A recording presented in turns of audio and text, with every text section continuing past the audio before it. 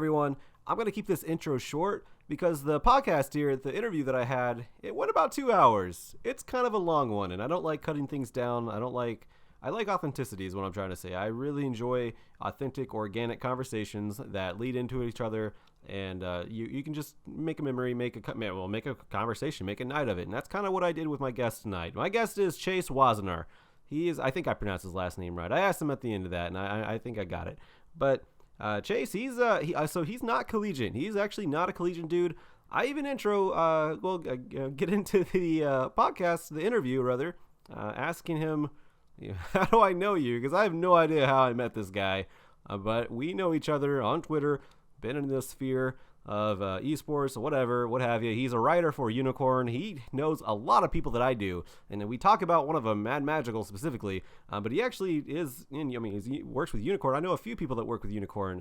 Another dude named Ryan. I actually forget his last name, but he used to be a caster for Dota over at CSL. So small world out there. It's good to be nice to people who matter.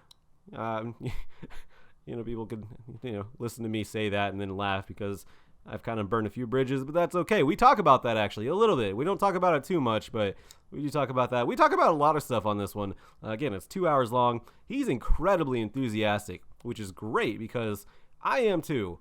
I like to listen as much as I like to talk about esports, collegiate esports. And we don't talk about as much collegiate esports as I may have wanted to, but we got into it toward the ending half, and we probably could have got into a lot more, but by that time, again, it was running on 2 hours. I felt like I should probably cut it short, so we didn't get into as much collegiate activity talk as much as I wanted to, but it's there. There's a lot of other esport talk, though.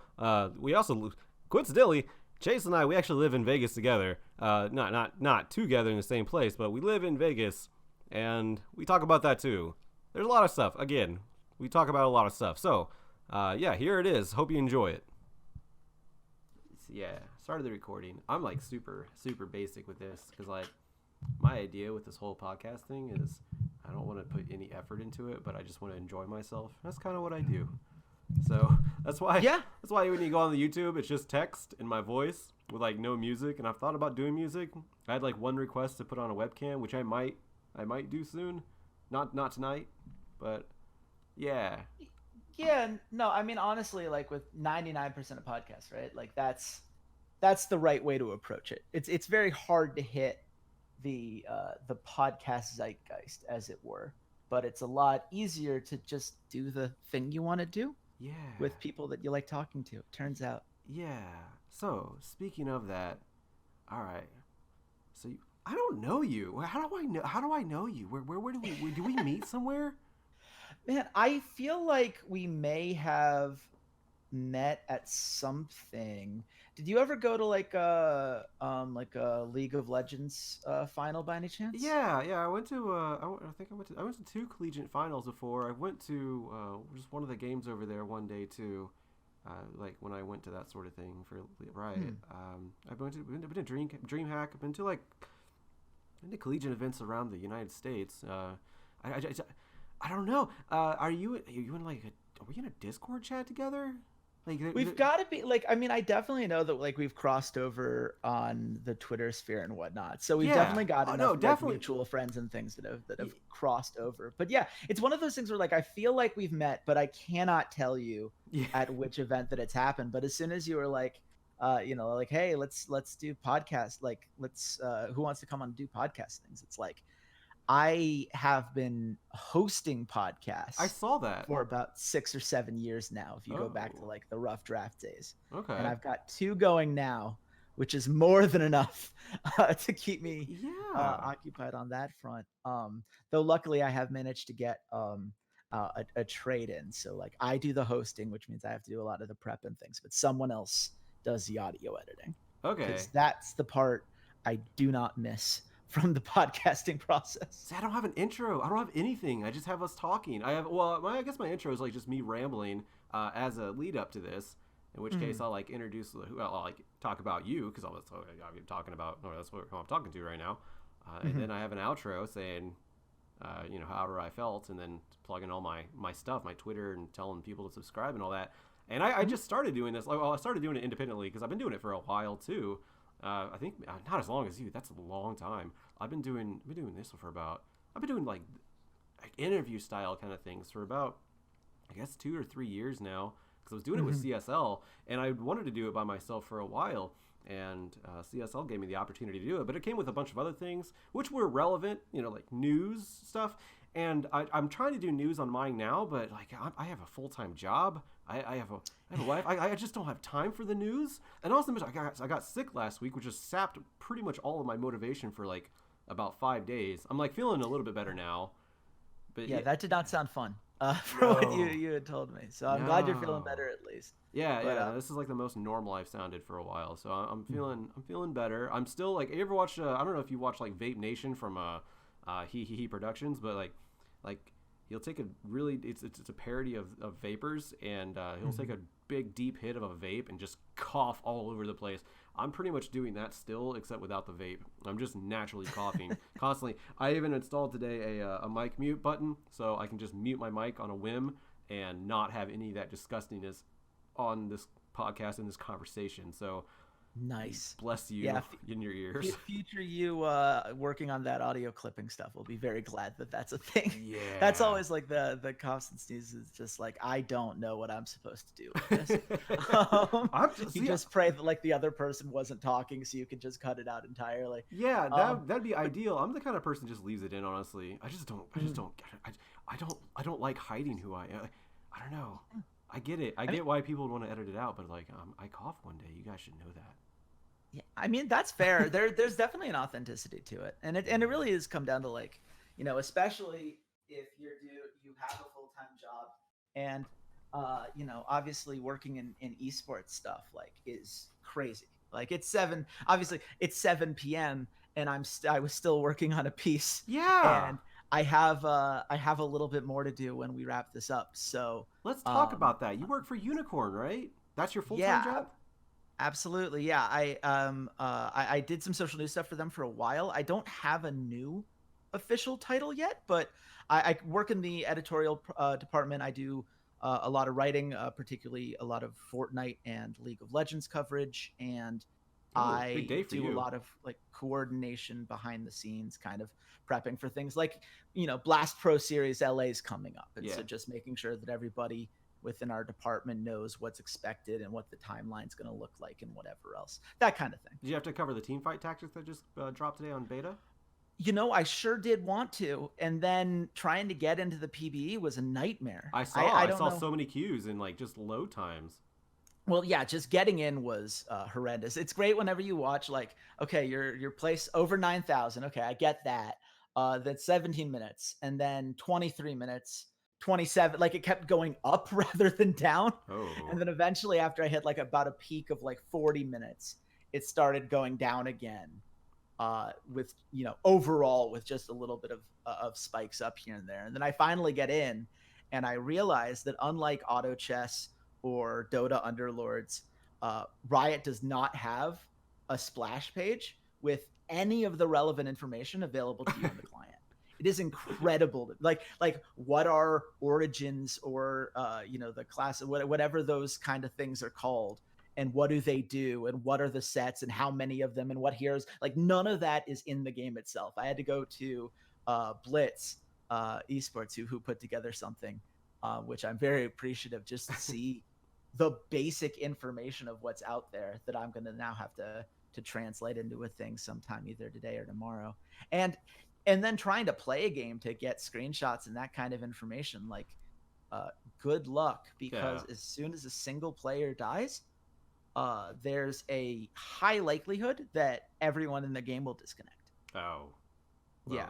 It seems to be having a very hard time differentiating between one player's end of the game and everybody's end of the game. Which this is why things are on PvE, right? This is why Riot, when I asked them about mobile, because that was the one big missing piece in their announcement compared to what we've seen from Dota Underlords or Drodo's Auto Chess. And they said, we want to nail this first, right? Like, I think that they learned a lot from Clash in terms of promising the moon, and then when technical problems come up, having to readjust accordingly. And given that Riot typically hasn't wanted to do a lot of mobile integration with a lot of their stuff, this is something that they're turning around on ever so slowly, but they don't have necessarily the same, I think it's safe to say, experience that some other publishers do, such that I get wanting to start with what's in the client and hope that it works, and then see what a mobile version of that would look like down the line if they think that the audience is large enough to justify that, which frankly I would be shocked if it wasn't, given just how huge auto chess is around the world and how quickly that's captivated so many people. Putting the League of Legends license on it seems like it should be a very easy sell. I still haven't played auto chess. I really don't even know what it's about. Oh, okay. So I highly recommend that you do if you like any sort of like puzzle or like RTS or I guess really more turn-based strategy kind of things. Okay. Because you don't have to do any of the micro. All the heroes attack on their own, and the idea is that you are trying to build a set of heroes that are both individually strong, which you can upgrade individual units by getting 3 of a kind, essentially, or by having several key traits that are pervasive among multiple units in your group. So, for example, the knights that were very popular in the Drodo version of the original mod gave a huge defensive boost if you had, I believe it was 2, 4, and 6. Each one of them had a different level if you had that many knight units on your team. So a lot of the nuances in the strategy are that you can't just obviously pick whatever hero or champion that you want. You have to buy them from the shop with gold that you get, both just cumulatively at the end of each round and additional gold if you win. And as you get longer winning streaks, that additional gold increases. Okay. But you also get, when you buy something from the shop, that removes it from the global pool. So if someone else in your game is going for a knight's comp or a mage comp, whatever it is less likely that those units will appear in your shop. So you kind of have to look and see, what are other people building? What are the strongest people building that I need to be ready to counter? And then things like items can drop, which you can combine into even stronger items, which can help. A whole bunch of like little things like that. So it's all of the kind of strategy side of things without having to worry about individual mechanics or hitting your ultimates or anything like that. All right. Fascinating. I know Dota has had one out for a while, and I thought about giving that one a try, but I didn't know if you actually needed to know anything about Dota. But from my understanding, you don't actually need to play Dota or do anything with it. You can just play auto chess and be fine. Yeah, no, absolutely. It's pretty independent. The original auto chess mod is not a thing anymore because Drodo Studios has moved independently. They were the ones who made the original mod. Mm-hmm. Now they have a version. If you go onto the App Store now for either iOS or Android, you can download their version of it, which is basically the same game, but without any of the Dota characteristics. Okay. And then Valve is like, okay, how can we make a slight change to this so that it's our own game, but with those kind of tweaks to the formula, but build off of this for our own intellectual property, which is where Dota Underlords came in, which currently is only available to people who own the Battle Pass, but I believe is going to have an open beta starting next week. And then obviously Teamfight Tactics theoretically going to have 1 week of beta testing here before it gets pushed to the client. So everybody's kind of racing to be the first, and it's going to be a very neck and neck kind of race with that. Gotcha. I'm going to be honest, I've regressed from like competitive video games right now.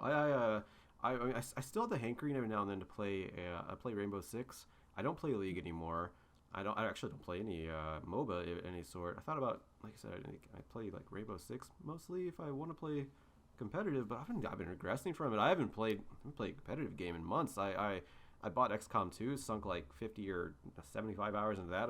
I just got Skyrim last week and decided to install like 12 or 15 mods or something like that because you have to do that with that game.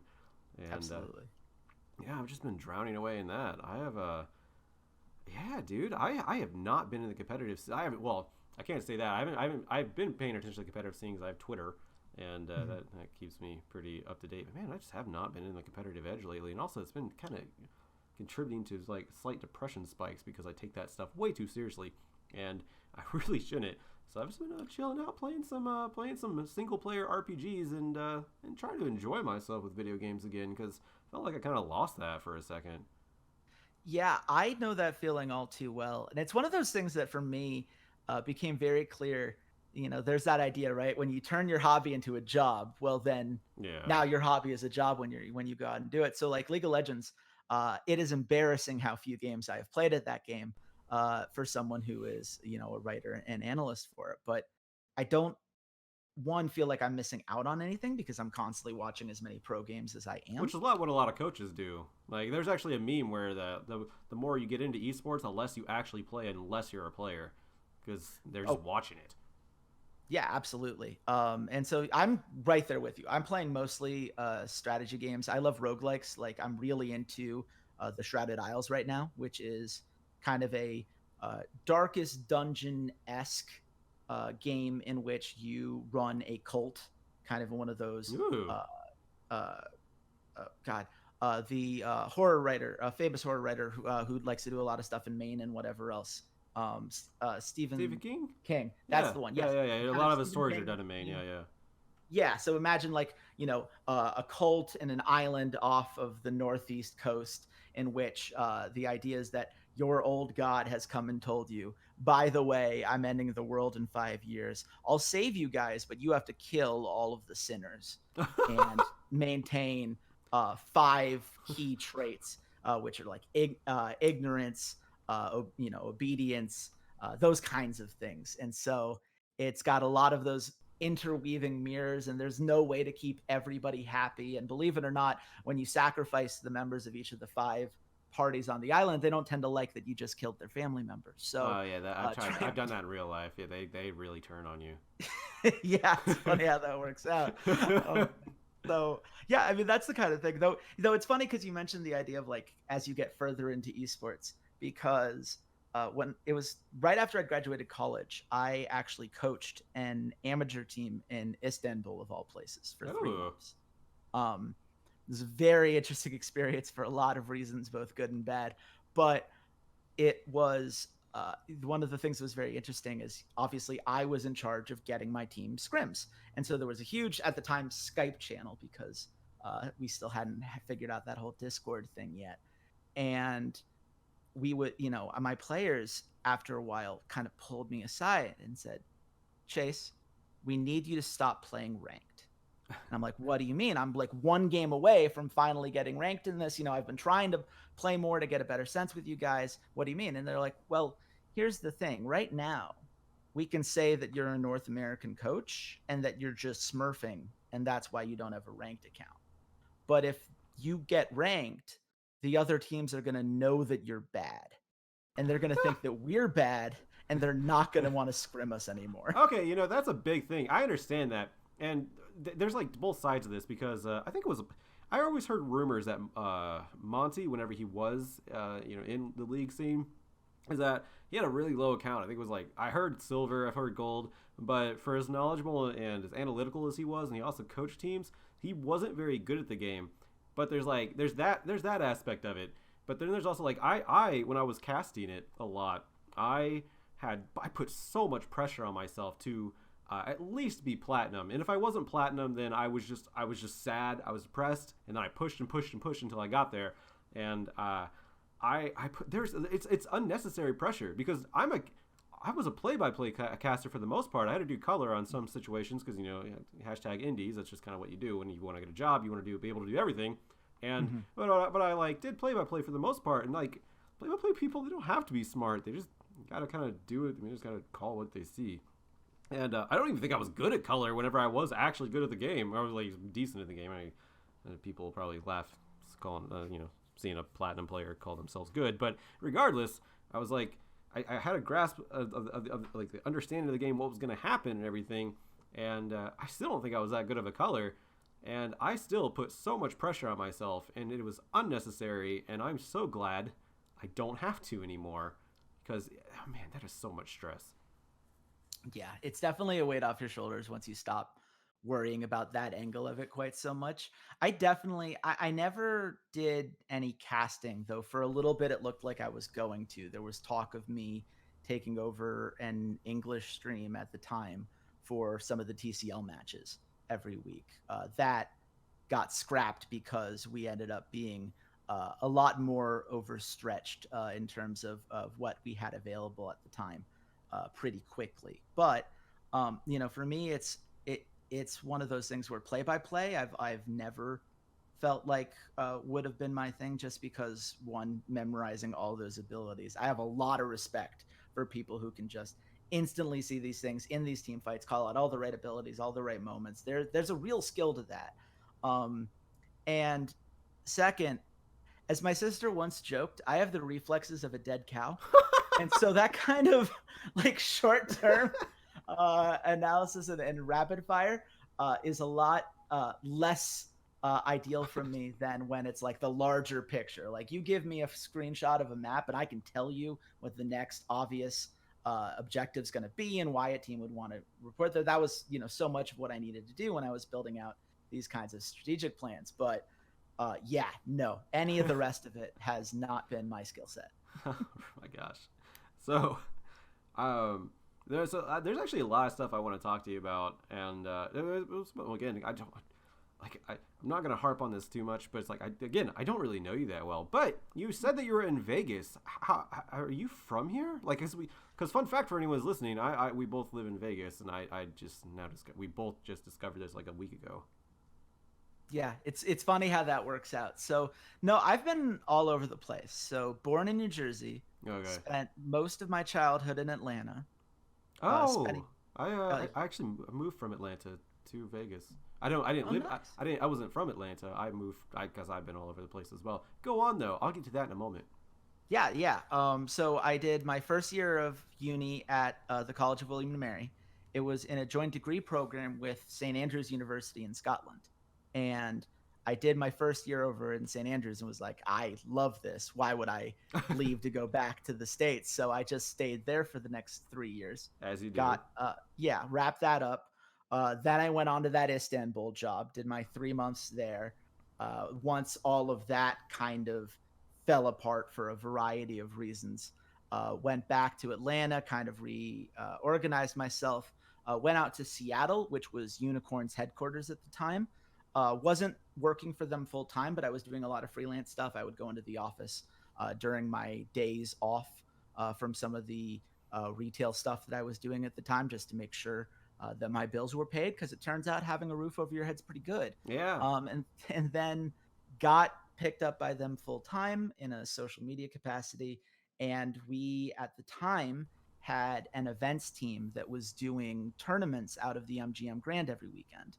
And so we had the events team, we had our crypto team at the time, and both working out of Vegas. And so it's like, why don't you move down here? Here's where everybody is. We'll have this big office. We'll be bouncing off each other, make it easier to collaborate on some of these marketing campaigns and things. And so here I am about a year and a half later. Fascinating. That's okay. Yeah. So esports in Vegas getting really big here. Like, it's just, obviously we have the esports arena, but you were talking about tournaments in the MGM Grand.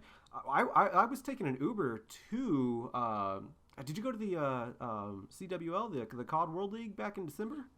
I did not get the chance to do this, so unfortunately, I was in the midst of a huge project at the time that I'm hoping people will get to find out what it is sometime between now and the 2019 World Championship. So I was not available to do a lot of on-site stuff, though I did go to All-Stars when it was here in December, and I did go to EVO last year, which is always held here. I forget which casino it's at. Mandalay Bay. My head right now. Mandalay Bay. Yep, Mandalay that's Bay. The one. Yeah. So I missed going to that one. I think it was actually out of the city for that time. I was like traveling somewhere, and I missed that one.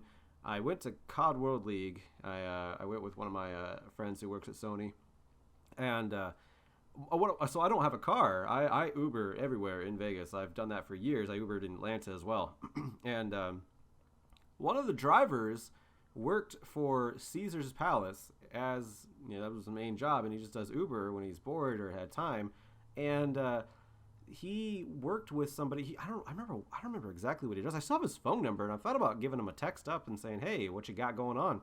Because it was this older gentleman who was embracing what esports was, because it's in Caesar's Palace, because there is a he works with somebody in there that is heading up Caesar Palace's esports initiative. It's not fully established, but he's getting everything going, and that was a real coincidence. So I asked my friend from Sony, Kirsten. Her name's Kirsten.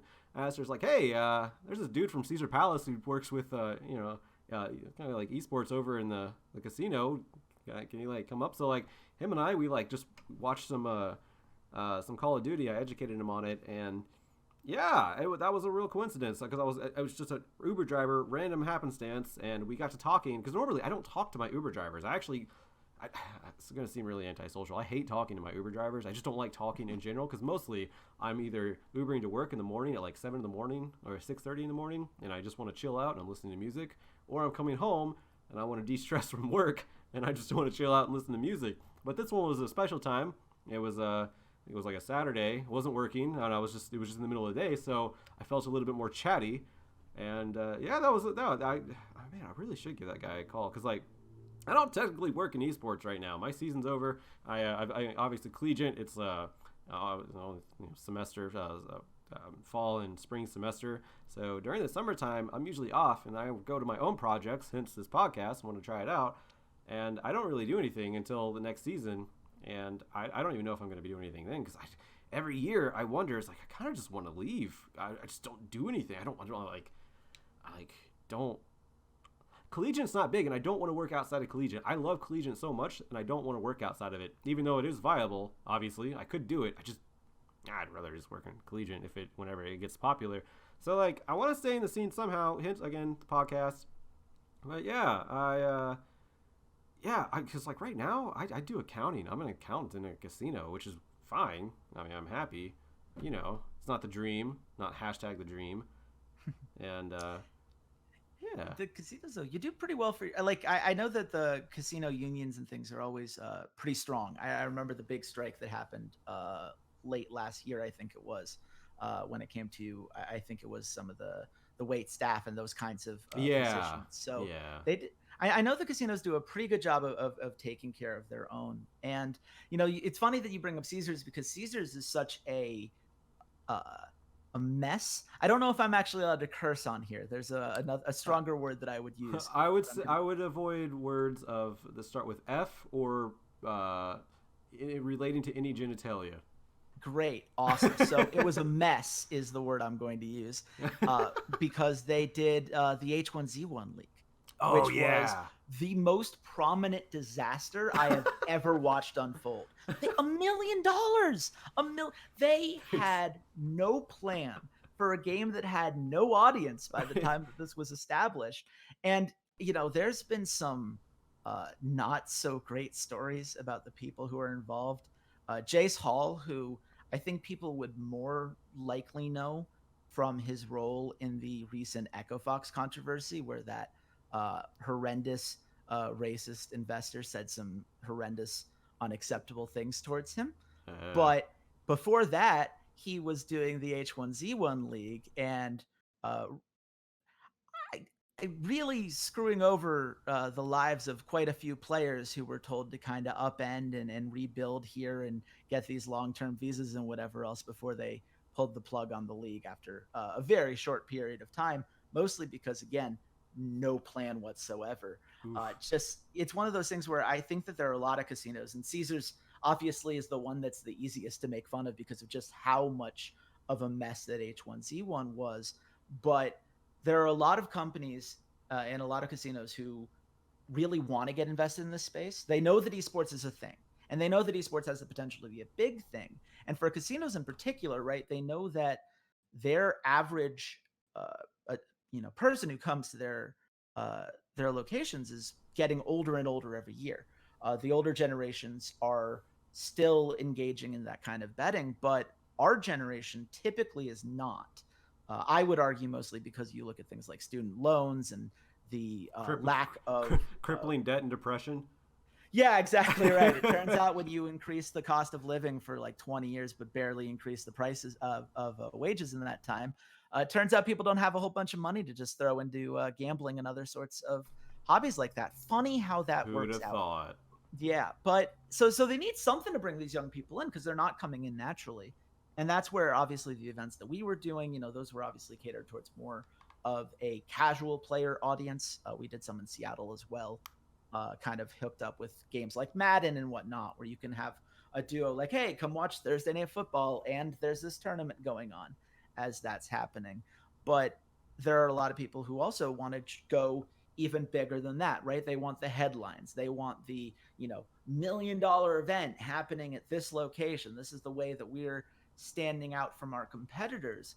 But the understanding of the realities and nuances of esports are hard to grasp for some of those older, more kind of established companies, right? Like these casinos have management that are not geared towards the new end tech stuff. That's not their specialty. And even for tech companies, it can often be hard to distinguish between the different tiers of events because there are just so many esports titles out there. There's so much competition you could turn to. And so, who are the good games? Who are the bad games? Who are the actors that you can trust? Who are the people that are more likely to inflate their numbers?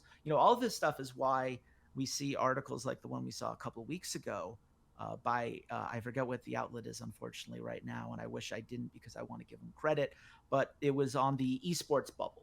There's that kind of idea that it wasn't Kotaku, was it? Or is it Dextro? I believe it was Kotaku. That sounds correct to me. I know they've been doing articles like it, if not the specific one that I have in mind.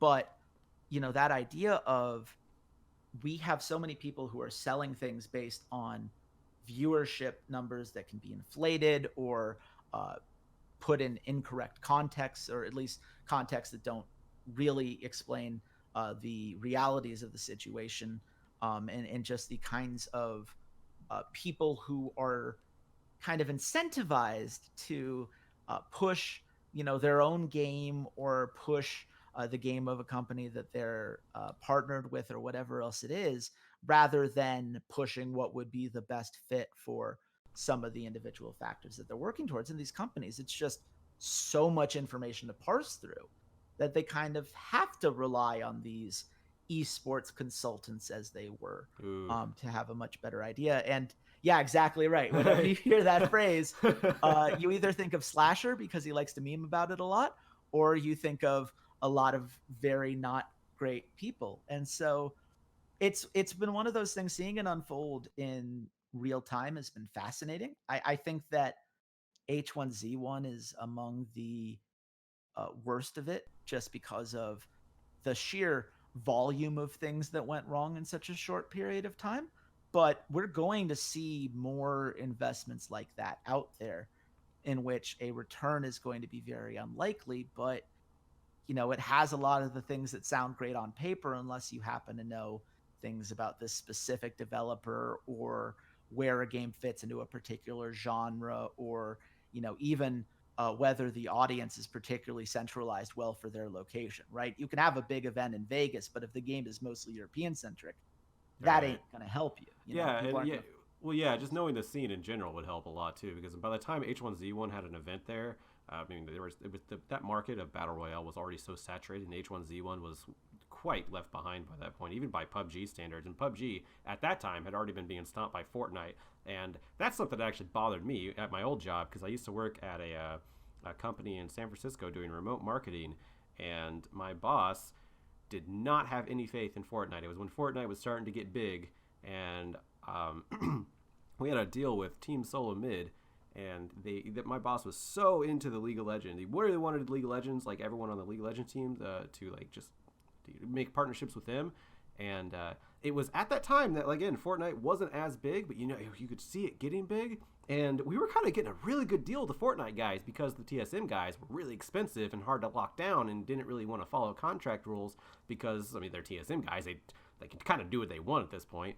And Fortnite, oh my God, I tried to push him so hard to Fortnite. I was like, you guys should do this. They didn't do it. And then Fortnite blew up, and then that position got dissolved because my boss was, I'll just say, inept. He just didn't have a foresight like that. And that's just stuff you got to know just in the scene in general. It's like you have to be able to know things if you're going to be able to put so much investment into something, like whether it be an entire event in Vegas or a contract with a team to represent you, to partner and do some sort of advertising. My God, like I that could have been so much better if people just went with if people just did research or trusted in people who do actually do the research. I'm certainly not going to call myself a consultant. I'm not going to do that. But you know what I mean? Like, obviously, yeah. I mean, it's easy to know what you're talking about if you know what the freak you're talking about, I guess is what I'm trying to say.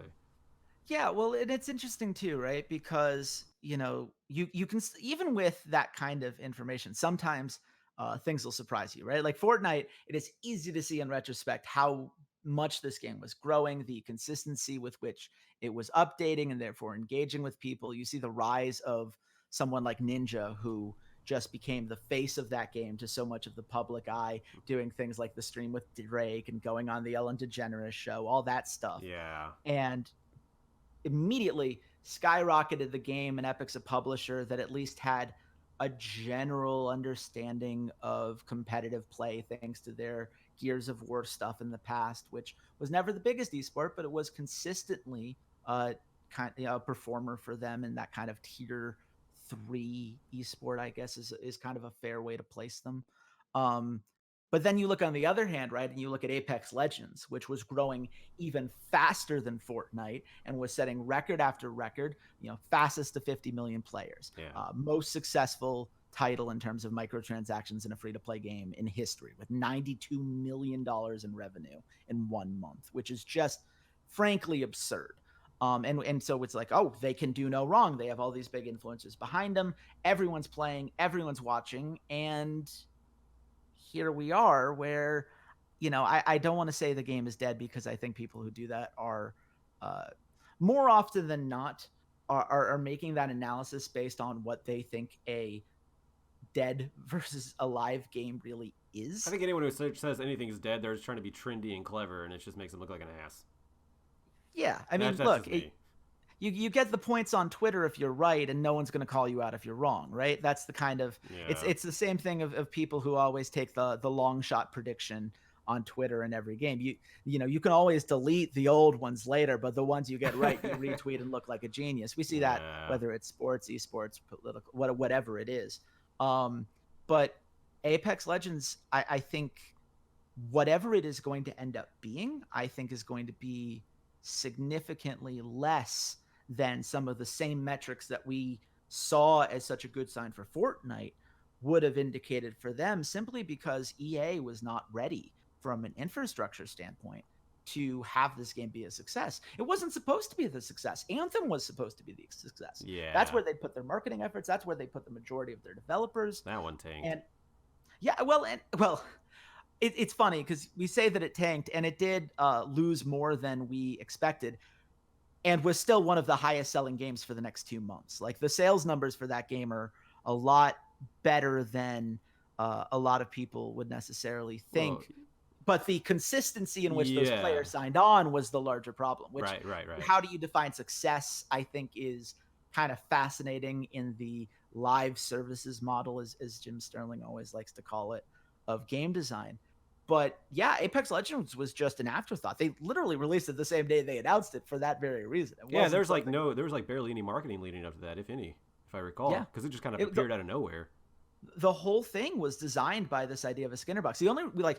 The only information we had on it was, I think, the day before the announcement happened, people said there was an announcement that was going to come about the next game in the Titanfall series tomorrow. That was it. And they just purely relied on word of mouth and what a surprise, there's a new game on the market, and this super popular genre from a developer that a lot of people know and certainly has a lot of eyeballs on them, whatever they do. And, they figured like, look, whatever it does, it'll be a victory for us. It doesn't need to be the biggest thing in the world out there. And then it was. And suddenly you had, a huge burst of players who were hungry for content, hungry for, things to be ironed out, these bugs and everything to be fixed. And they just didn't have the resources to meet that demand. Not even close. And so things kind of slowed down and content updates became fewer and farther between. And the season 1 battle pass came out and it was really mediocre. I bought that. Yeah. I mean, I wanted it to be good. I feel like there's, you can point to like what the first Fortnite battle pass looked like and say, oh, it wasn't that bad. And then you think, but they had over a year to learn from that. Yeah. And again, it's just resources. They didn't have the ability, the manpower to turn around something that would both be within the period in which people desperately wanted a battle pass and have all of the things that you would ideally want in that battle pass. And things have shifted a bit, but it's really tough, especially when your biggest competitor is willing to do whatever it takes to get those constant releases, right? And has already made like $1 billion beforehand, so they have all the resources in the world at this point. Oh, absolutely. But even when it comes to things like, there's a Fortnite patch every week. I don't know any other game out there that considers itself to be a highly competitive game that updates as frequently as Fortnite does. And of course, that comes at a cost, right? Yeah, very much so, because there's so much complaining about it all the time. But some people like it too.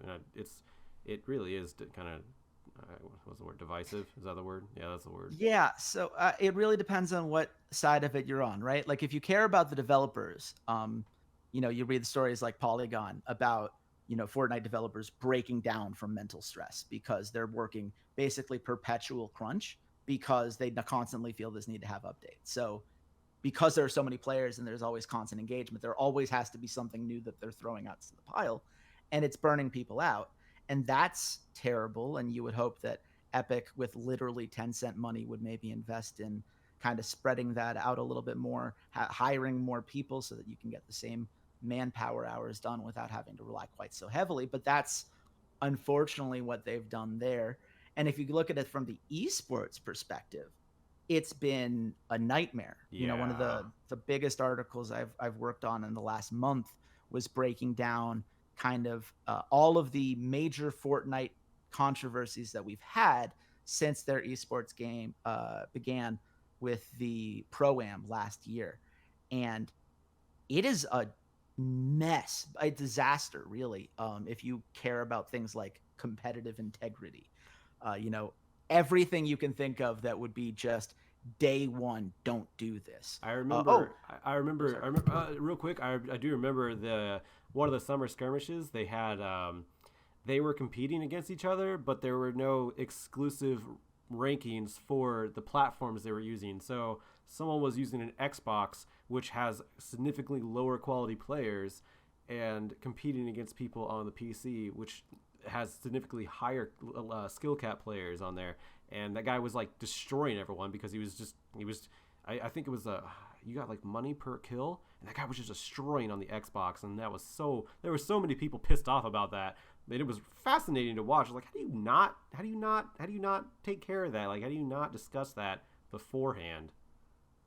Yeah, that's a great question. Why do you decide to put in a mythic item, this new Infinity Blade that's at a power level you've never put out before, the day before the Winter Skirmish finals that were going on in North America, thus changing the entire dynamic of the event with an item that, by the way, had to be pulled from the game within a week because they admit that it was way too powerful and game-changing for what it was trying to do.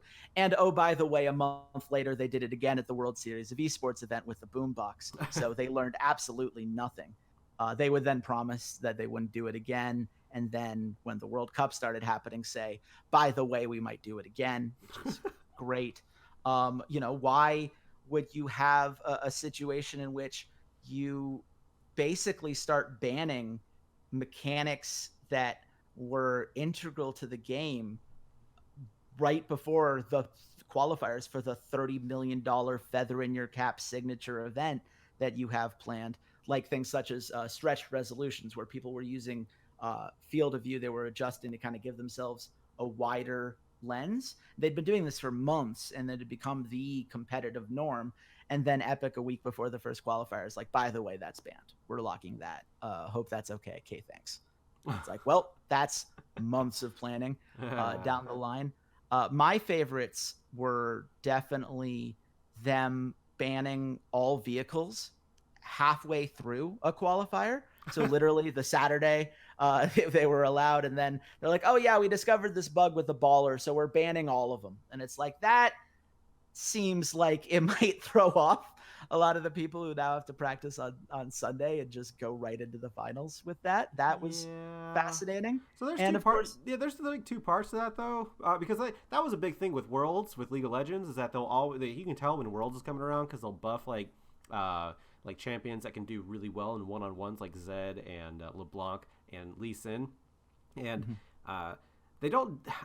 I don't remember them doing too much in the midst of Worlds. In fact, they'll update the servers but leave the LAN to the previous patch just to keep the integrity of it, which is smart. Don't get me wrong, but they will like about 2 weeks before the entire, like, the big event, they will completely change everything. And there's two trains of thought of that. That one, which, yeah, it sucks. Yeah, I mean, no, like, who's gonna have enough time to practice all that? But the other thing is that, well, at least everyone's on a level playing field, I suppose. There's that, right? Because they're all kind of up a creek without a paddle, if you want to use that analogy. Mm-hmm. Well, first of all, yes, I too remember the Juggernaut patch and how that completely screwed over the Season 5 World Championship. I will never let Riot live that down. Though luckily, they have at least gotten a little better with it. People can maybe pick some holes in the Ardent Censor Worlds in 2017, but I do think they've gotten at least a little bit better. But yeah, I mean, great example though, right? Like, League of Legends has a tournament realm, and they freeze the patch at least 2 weeks before any major tournament, and then keep it frozen throughout the tournament. And because it's frozen, they're already aware of all the bugs that were on it and can fix the bugs on that tournament realm. So even champions that might have to be banned on one day of group stage can then come back 2 days later. What Fortnite does is they play on the live patch. There is literally no tournament realm. There's nothing like it. And unlike like a Dota or a CSGO, which says, oh, well, if there's a major event going on, we are not going to touch it. Like, that's like the patches for Dota, for instance, happen in between the majors of the Dota Pro circuit.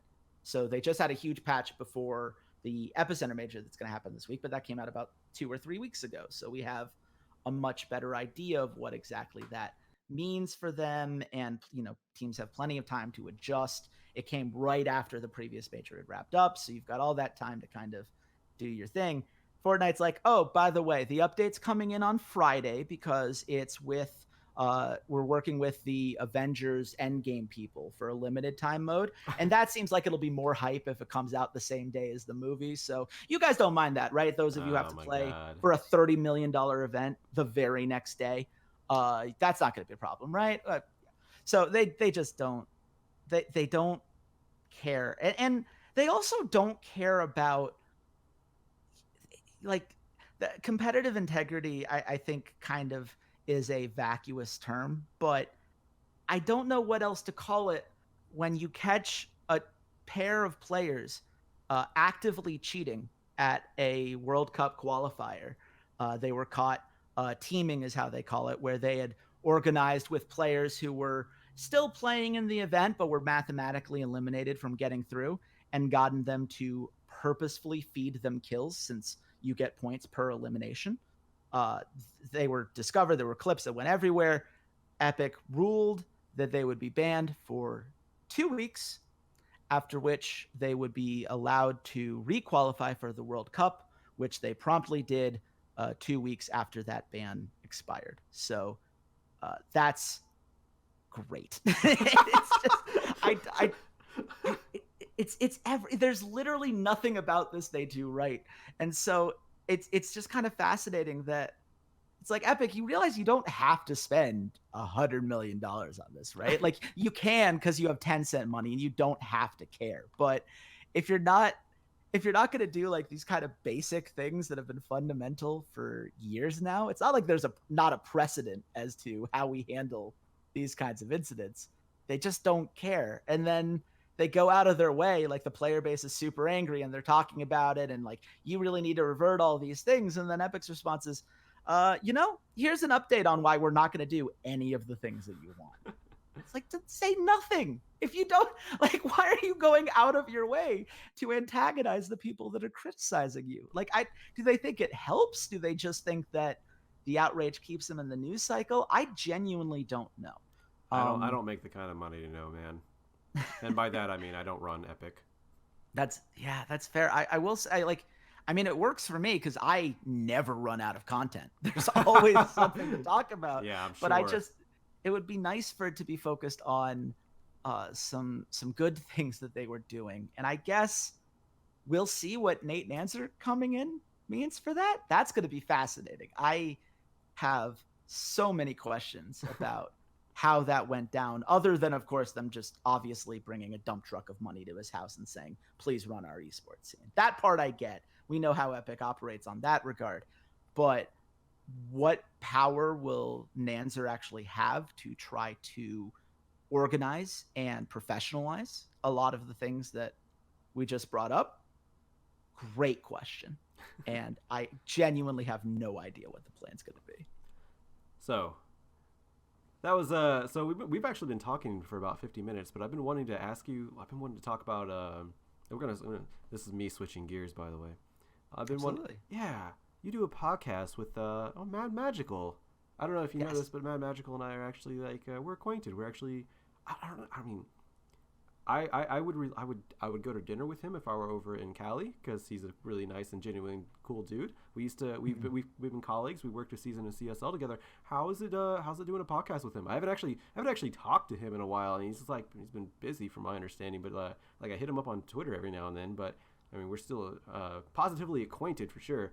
But you have a podcast with him. How's that going?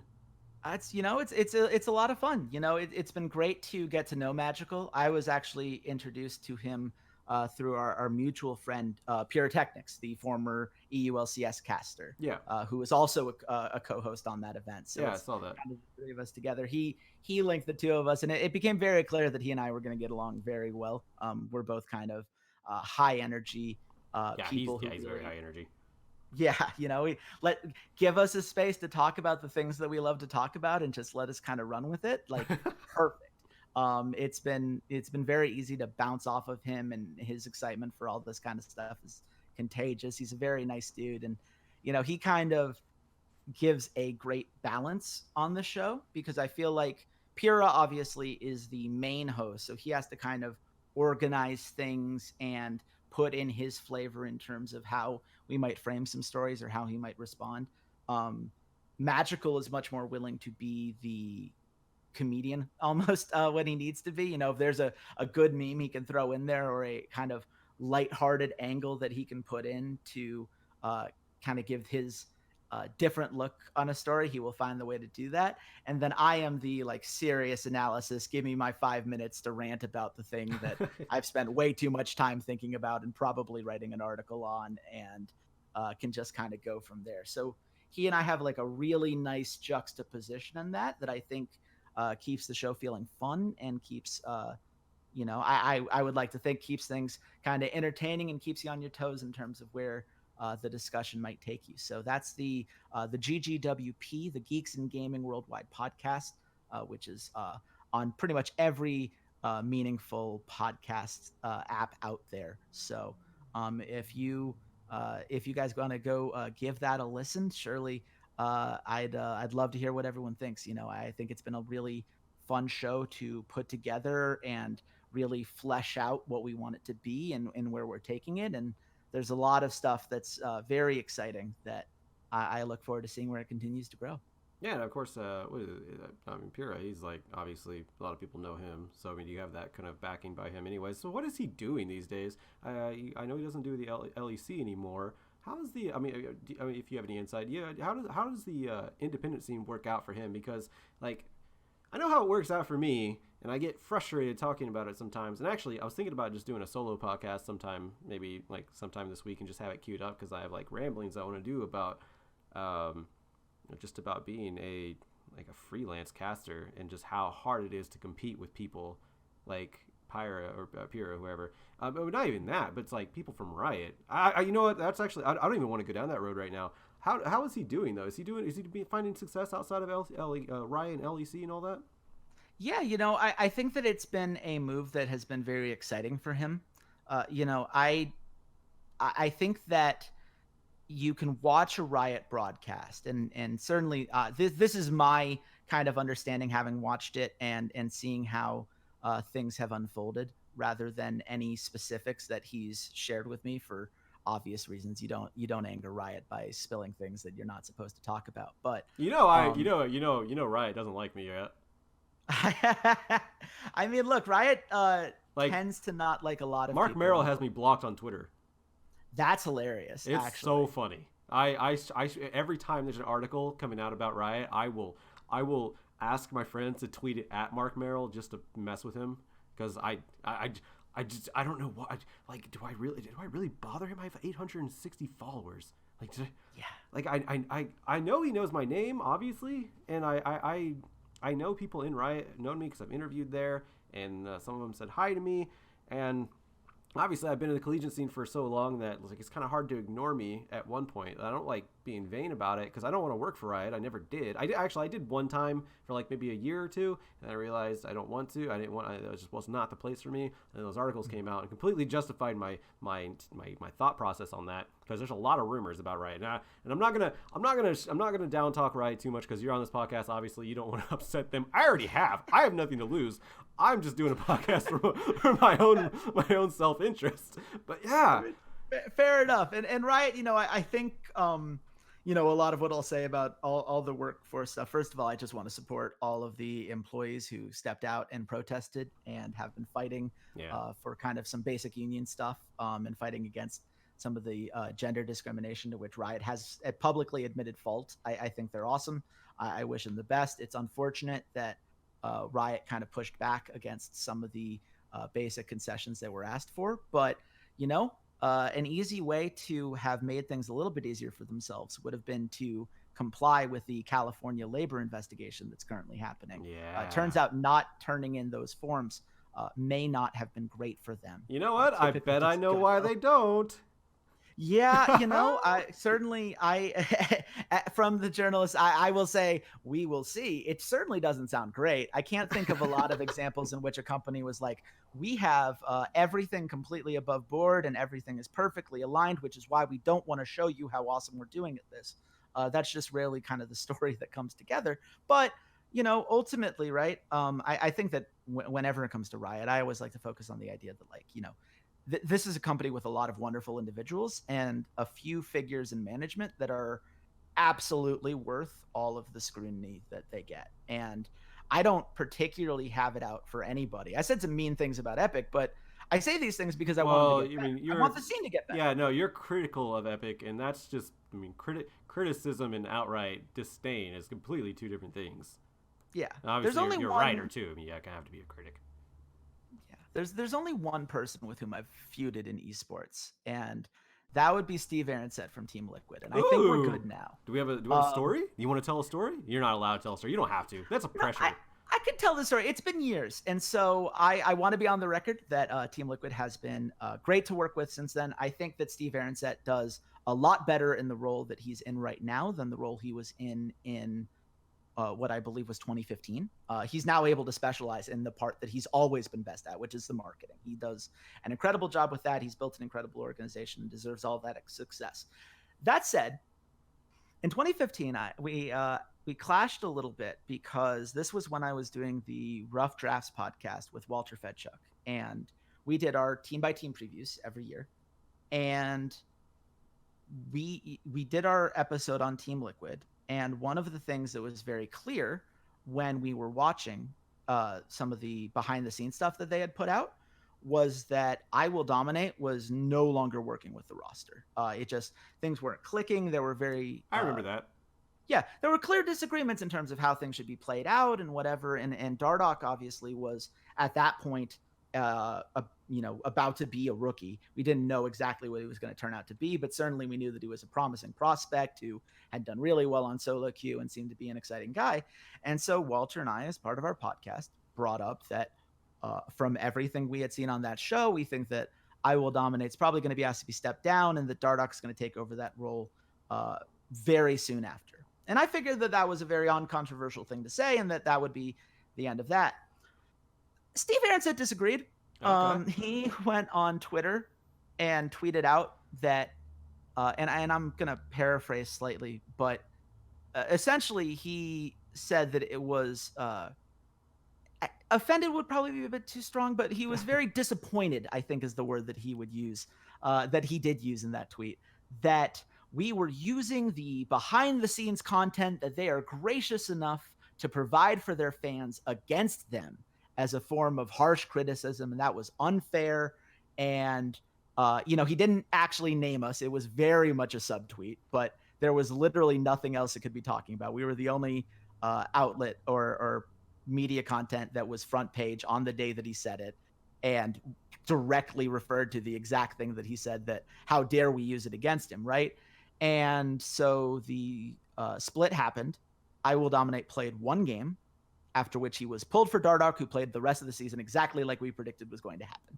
And there was just that moment where it was like, I understand that as a PR guy, like, you don't want to confirm that everything we said was true, but you also don't have to go out of your way to deny what was very clearly able to be read and turned out to be entirely correct. It was just one of those like, and he did the same thing a year later with Kelsey Moser. Like, this is not I was not the first or the last journalist that he had some very clear and public arguments with.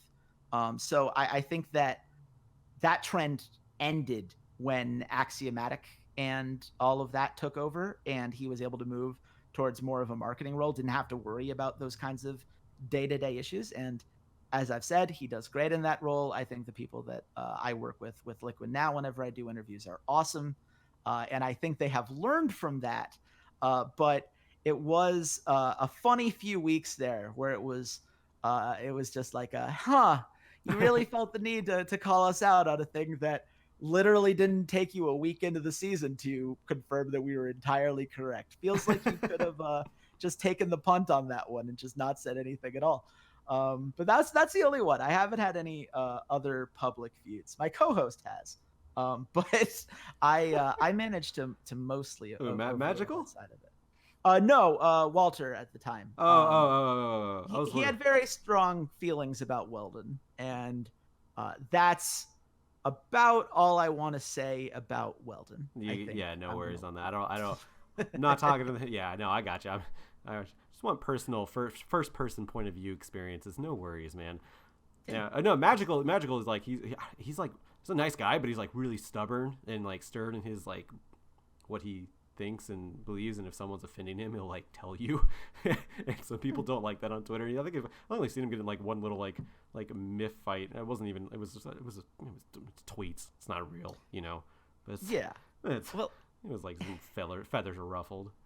Yeah, and you always get that blurred line, right? When you're someone who likes to be more of a personality and throw a little bit more of a comedic bent in there, right? Yeah. At what point the line of professionalism and banter is often a tricky one for anyone who would consider themselves an analyst or a caster. Certain teams and companies really like to encourage that kind of thing, because certainly it gets people who are viewers and fans and all of that more directly involved and invested. But oftentimes you get the unwanted attention on certain things if the joke kind of either goes too far or is taken out of a context or whatever it is, which I'm sure Monty could talk about many stories about times in which things have gotten a little bit messy on his Twitter feed Yeah. because of jokes he told at, I'm gonna be say, honest. North I, America's expense. I never was a big fan of Monty from a attitude perspective. As far as like, he just seemed like unnecessarily grumpy toward people sometimes. But I've always really admired like how he stood up for himself and he's just called people out when they were stupid. Like there's so many people that just let it roll over, and I don't know. Like I guess I'm getting too old. I just don't. I have a low tolerance for people. If they're being dumb, I'd like to let them know. And also, so I don't know how much of my Twitter you've paid attention to. I don't know how long we followed each other for one thing, and I don't know how much my Twitter you've paid attention to. I've actually tamed it out a whole lot, but man, I sometimes like over the past couple of years, I've had no filter, and I've been getting burnt out. So when I get burnt out and bored, especially in life in general, and I just want to I want to have some sort of, I don't know, like I lead a very sedentary lifestyle. I don't do much. I don't skydive. If I rock climb, it's inside because I'm lame.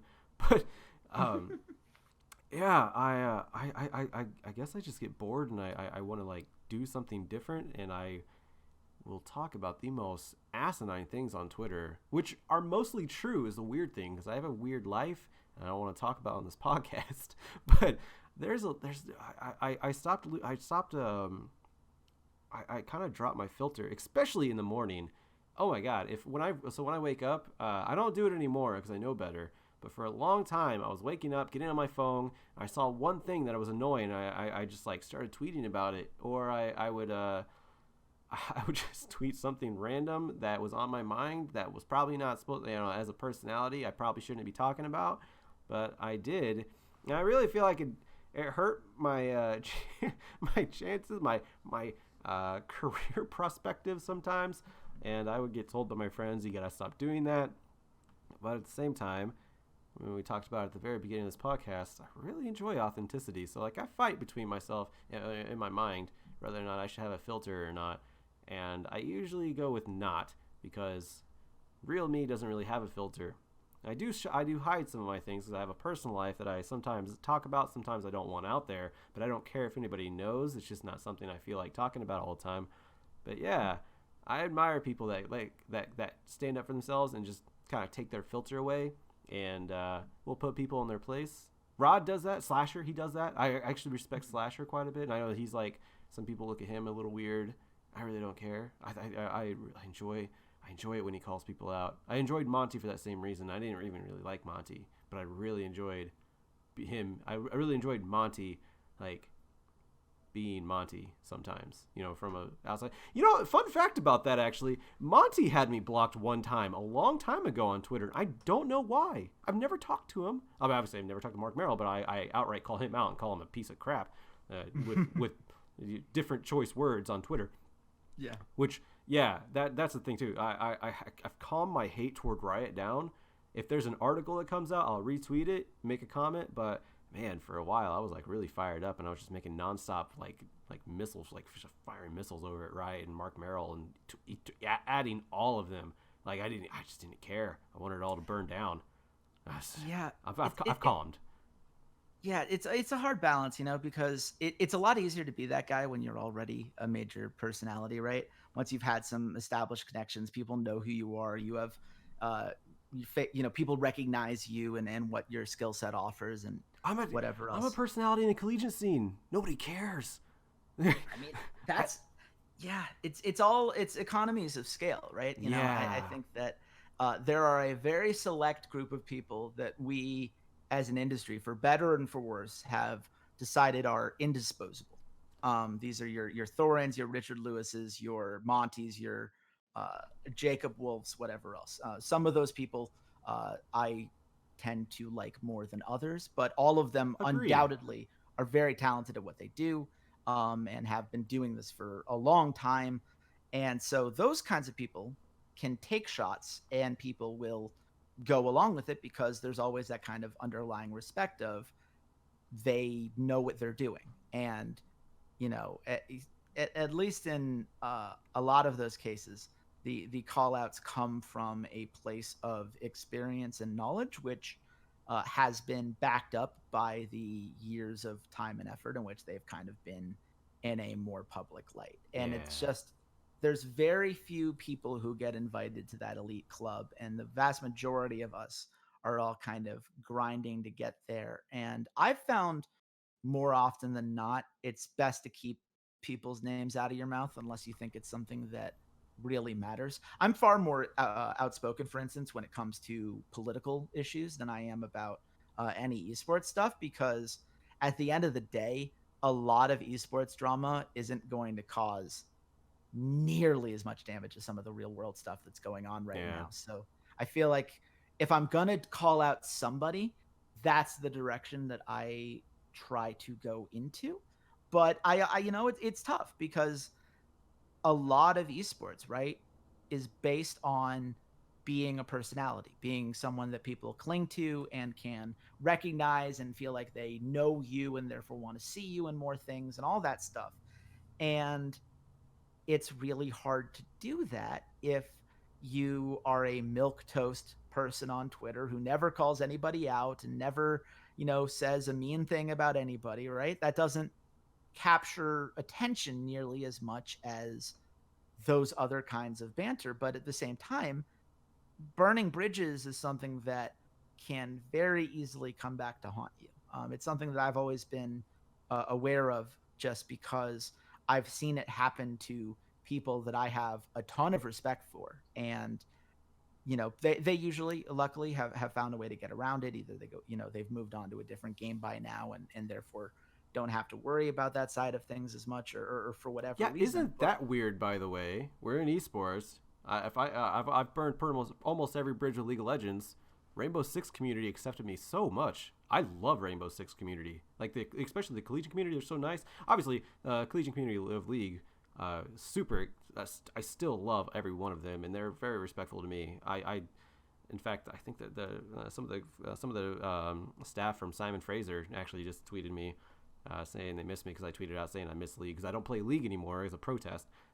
Personal choice, blah. I'm not gonna get into that, but as you can tell, you can kind of tell who I am at this point. But yeah. Simon Fraser guys just said they miss me. It's like, I miss them too. I love Simon Fraser. Everybody at Simon Fraser I ever interacted with were some of the nicest individuals I've ever interacted with in Collegiate. That's no offense to anyone in Collegiate, because everyone, I won't say everyone. I won't say. I've been called some names in Collegiate. I don't understand why to this day, but I mean, whatever. I don't let that get to me. But welcome to the internet, my man. Yeah, right. I always like to say in person. I mean, okay, that's fascinating. It was. I can't punch them because they're players, and trust me, like, I would like to just headbutt them. It was like, well, you deserve that, and I wouldn't mean anything by it. It's like, that's just business. You had the business in your mouth, bro, and I headbutted. I mean, that's just kind of the reaction. I know you're young. I know you're probably. I'm not going to talk about socially awkward people, but I know that, like, you know, sometimes I know they don't get how life works sometimes, and I think a headbutt solves that. Well, it does. I think it really teaches a lesson, at least. Yeah, see, I never have the hand-eye coordination to even have that option available to me. Right. But honestly, it is one of those things where I do like to joke that you haven't really made it in esports until you get your first death threat. I feel like that's a rite of passage that all of us have to go through. I have not gotten a death threat, and man, I'm happy about that. Let me tell you, it's a lot of fun. God. This was, I want to say 2016. This is back when Stixay was still playing in Academy before Melixia had taken over. And again, I want to be clear that I think Melixia has done an amazing job with CLG. I like the people that I work with now at CLG. I love these prefaces. But back in the day when Cha Cha was in charge, we got a hold of the challenger contracts that were in place at the time. And Stixay's was the one that we decided to put out there with all of his information that was important information redacted, right? None of his address or whatever else in there. But you look at the clauses of the contract, and he was getting less than $700 a month, I think. Jeez. And the way they did it, right? Like, some of your compensation is through rent, which, by the way, you have to live in the gaming house. So it's not really like it's worked into your salary, but it's not a choice. It's just, we're doing this and so we don't have, this is their way of getting around some labor law stuff. There were a lot of clauses in there in terms of, how much of the likeness had been given away, which was something that has particularly been a problem. And we see even with like the FaZe Clan stuff with Tfue, still there are problems in terms of how a lot of sponsorship things are handled and players' abilities to represent themselves. And so, we released this redacted version of the contract when when it was all around the same time in which you had Ember coming into the scene, right, and saying, here are all our public contracts and here's how much we're paying our players, and by the way, it's absurdly too much and we're going to go bankrupt in about 6 months. But they did it, and so the conversation had really been a thing. And CLG fans didn't like that very much. Yeah. I got to be honest with you. They would they? You had the people who immediately were like, oh no, actually $700 a month is totally fair because challenger players, don't, make that, don't earn that much from winnings or whatever else. So it's totally fine to not pay them what would be considered a livable wage in a lot of different places. That was an interesting take. You got a lot of people who are just like, you've invaded Stixxay's privacy. Like, that is a betrayal of Stixxay. How dare you release this contract of his? To which it was like, we had it handed to us by not just one person. This was something that people wanted out there, and someone had to give it to the people who gave it to us. And there are only two entities that had access to that contract. One is CLG and one is Stixxay. So in terms of, how dare you put out this thing that nobody wanted out? Well, at least somebody in that situation wanted it out. But the real ones were the ones who were like, oh, well, you have not only betrayed Stixxay, you have betrayed CLG, and you have done the unforgivable task of revealing private information. And this was when the death threat came in, and it was, I still have it saved on my phone somewhere because it is very funny. I genuinely I found the whole thing hilarious. It ended with him saying that me releasing that contract was like if he hacked into my parents' computer and leaked nudes of my mom all over the internet. That was the same, absolutely, apparently.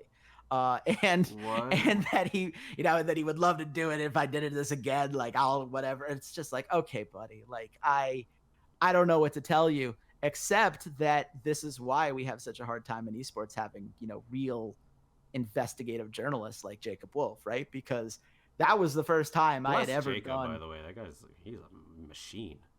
Jacob's amazing. I was able to work with him a little bit back at Paravine, which was kind of like I always like to call it the Grantland of esports, in that it was maybe a little bit ahead of its time, but just had so many talented people. Jacob Wolf was there, Emily Rand was there, Kelsey Moser was there, Pyrotechnics was there, Dracos was there, Raz was there, and I was lucky enough to be able to learn from all those people. It was an incredible group of people to learn from when you're a 19-year-old kid trying to figure out what a real work ethic looks like and how to build content plans out and whatever else. Yeah, when I lived in Atlanta, because he's from Atlanta. When I lived in Atlanta, I managed a men's warehouse, and he was looking for cheap suits, and I was like, I could probably just get him a discount. So I DM'd him and gave him an employee discount, because employee discounts at Men's Warehouse is like 40%. It's actually pretty legit. So I helped him with that, and he repaid me by taking me out to dinner at a nice burger joint in Atlanta. So I got to sit down and talk to him.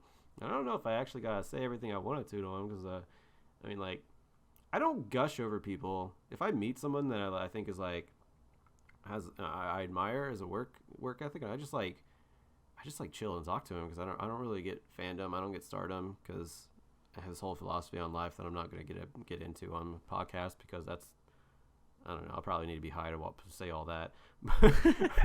Which is legal in Vegas, by the way, for anyone who's listening. So everything I'm doing is kosher. I was going to say, that can be arranged. It could be arranged. That's a thing that can be done here. It can be arranged. And you know what? You hit me up on that. I'll do it one day, but whatever. Another time, another place. But yeah, no, we had a nice conversation, but it's like, I don't know what to say. I don't know what to say to Jacob Wolf. And like, nice reporting, but it's like, I don't know where to start with him, because that was like the first time I actually met him. Like, we still follow each other on Twitter. Like, we still like interact every now and then. And I was like, I don't know. I like wrestling and esports. I know you like esports. I mean, you're kind of into wrestling, but it's like, I don't know. Like, I'm just glad he took me out for a burger. Like, bless him. And he does incredible work. So I was like, all right, well, I guess that's cool. At least I helped him, and he, like, we got to trade a moment, I guess. He's a great guy. I've been fortunate enough to get to meet him at a couple events and kind of talk to him on and off. I think we're in a Discord server together, though I'm not particularly active in that as much anymore. But, very down-to-earth guy. Yeah.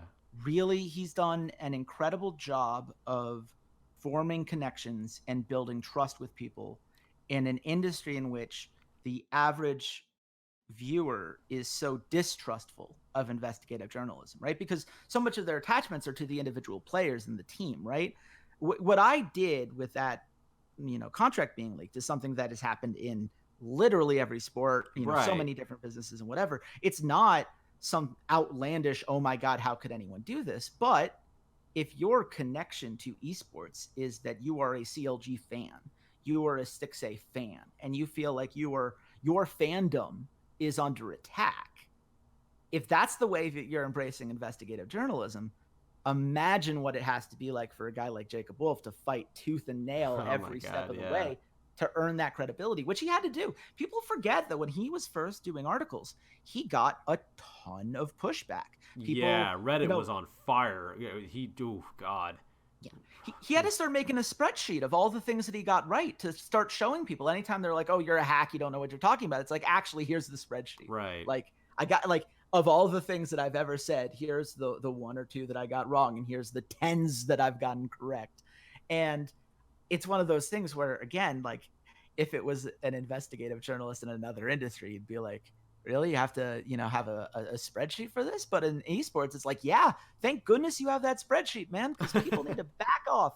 And it's really great that, but that's why there are so few people. You have Slasher, you have Richard Lewis, and you have Jacob Wolf, Thorn every once in a while if he really wants to. But that's it, because those are the people that people already trust. And every incentive in esports is to not be that guy.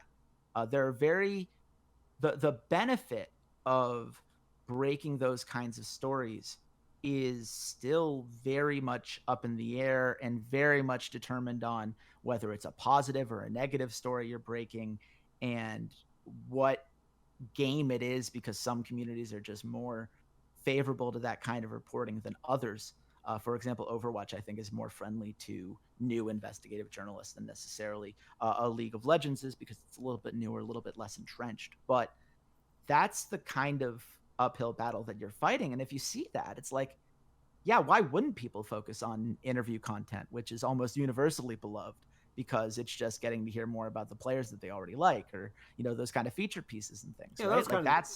that's the whole idea of this podcast, besides bringing me joy, is that hopefully we give a voice to some people who just don't really get the chance to speak. Obviously, you have multiple podcasts, but honestly, I wanted you on here because you were eager and you asked and you actually DM'd me. I was like, okay, cool. And after everyone else, because I got such a big response to that post that I made, and I was so flattered. And I have everyone listed in a spreadsheet. I'm gonna get to them, but you were pretty eager. After everyone messaged responded to that, you actually DM'd me and hit me up. I was like, okay, Chase. Oh, we follow each other. Well, I guess I can get to know him. I mean, that was honestly one of the because I know you have your reporter. You do your thing. I mean, people probably already know you. But I didn't, so I wanted to. This is one of the reasons why I actually wanted you on here, because I knew we could. I can probably have a conversation. I feel like I can have a conversation with anyone as long as we don't get into certain subjects that I know I shouldn't get into with anybody, especially on a public forum. So behind closed doors, completely different story. But I feel like I can have a conversation with almost anybody. It just kind of comes with being a caster, being a personality, being accessible to everybody that I need to be accessible to, and. Yeah, this has been good so far. It's been honestly, it's been an hour and 21 minutes. We've been talking for a while at this point. Yeah, well, and this is you're figuring out now why I was so ready to be in that DM and getting this thing organized, because it turns out I really like talking about esports. I'm a very I guess passionate person when it comes to any hobby that I'm really into. if you listen to my K-pop podcast, which is called K-pop Shenanigans, you would hear the same passion, just about a completely different field. No offense, I'm probably never going to listen to a K-pop anything.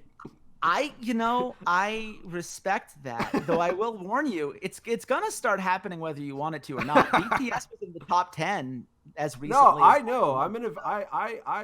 I see the planet, the moon that circulates my world, and it is K-pop. I get it. I was listening to music yesterday on my YouTube Music, and what was I think I was listening to like video game music. Yeah, I was listening to Mario Orchestra music, and KDA came on. I was like, what the piss is this for? I immediately downvoted it. I was like, I don't ever want to hear that again on my list of Mario music. I don't know why that's there. I guess because it's game related. KDA, I get it. Don't do that to me. That's like, I'm just trying to imagine any point in my life in which I would downvote KDA, and I don't think there is one. Mostly because KDA, I'm such a snob, aka Soyeon from G Idol, who is just the best. Just oh my god, you're turning this podcast into something I don't want it to become, and I don't really want to. Okay, I'll tap out there. It's a monster that I'm not ready to fight tonight. I'm sick. All right, I'm still recovering. Give me time. Yeah, no, very, very fair. But yeah, I mean that's I love to go off the cuff, and I love to talk to people about different angles, and I do think the Collegiate Esports one, which I know. It's like we're an hour and 20 minutes in, and now's when the words Collegiate Esports. Yeah, that hit me, but it was like, oh well, we're talking about it, so whatever. I mean, I really do find that whole side of things fascinating because my familiarity is obviously with League of Legends. That's kind of the amateur circuit with which I've spent the most time, and there's definitely a disconnect oftentimes between the collegiate scene and the amateur scene at large. There are only really a small handful of colleges that can really compete with the best amateur teams. I'm not even talking about academy teams. I'm saying like the best general amateur teams. There are collegiate teams that do try out, or at least they definitely scrim with amateur teams like semi-pros, and then even a couple of them do scrim every now and then with like academy teams. From the I don't know if they ever actually scrim with pro players, because it's not beneficial for the actual like the starter teams to I mean there's still a big gap of like skill level, but sometimes I would say one of the closest one was probably UBC's University of British Columbia's roster from what year is it, 2019, from 2016 I think, when Bopchin was on their mid lane. They won back-to-back championships, and not to mention a world championship as well.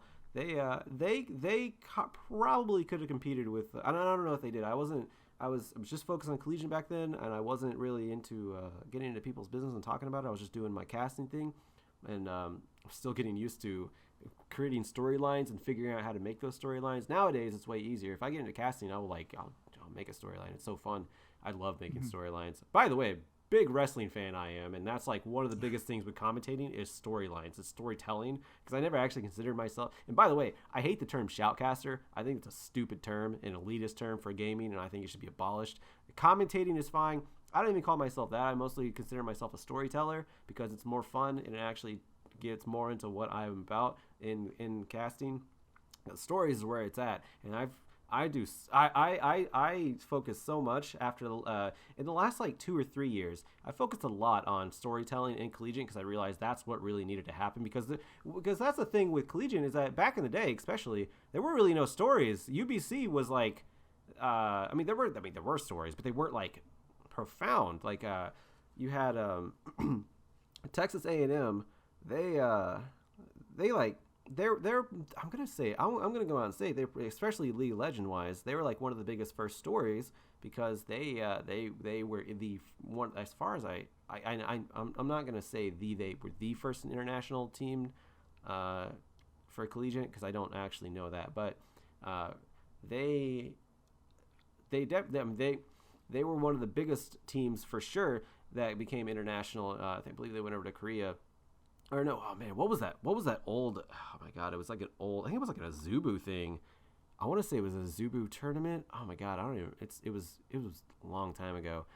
I started casting right after that, but they were one of the first stories, because they I mean, they're a team from Texas. Esports was barely a thing. We had StarCraft over in Korea, but League of Legends, that was like nothing. And Collegiate League of Legends was nothing at that time. And to show how much it was absolutely nothing. This is no offense to Tamu, because obviously they were trailblazers. So they had to start somewhere, and it started in Texas A&M. They did the whole international thing. That was really cool. But a couple years later, when Collegiate started getting better and people started really paying attention, man, Tamu got crapped on. Like, and I had the same roster too. They made it to the finals the next year in Collegiate's Riot's first Collegiate tournament, which was the NACC, North American. NACC, North American Collegiate Championships. Hey, I got it. It was like a play on the NCAA, but it wasn't quite the NCAA. Yeah, so like Tamu was still good. They made it to the final, or not to the finals, but they made it to the LA championship run, and they lost. And then after that, they didn't really hear much from them, even though they still had the same team. And that's how much the whole atmosphere and world of Collegiate like really just grew, because Washington won the first official Riot-hosted championship, which I don't think people recognize. University of Washington won that. I still remember their top laner, Kenny Yu. He went on to play for CLG Black. That's when I finally started realizing that, these players that can actually do something and make a thing out of this, because Kenny Yu went on to play for CLG Black, which was their like B team, their academy team, what they would call it nowadays. We didn't have academy back then, and I don't think anything became of that, unfortunately. But that was like still. Like, that was like the twinkle in the sky that you could see stars if you just like focus hard enough, and maybe that was the start of something. And it really was, because then University of British Columbia came along and they won back-to-back championships. And I even made a comment on Twitter the other day talking about one of the TL Taylor from Iniki, which is the inclusive and diversity auditor for Riot's new collegiate system, the RSSA. Riot, Riot, so many acronyms. Riot's Scholastic. I'll have to look it up. You can Google it, Twitter it, tweet it. I'll tweet it out later, anyways.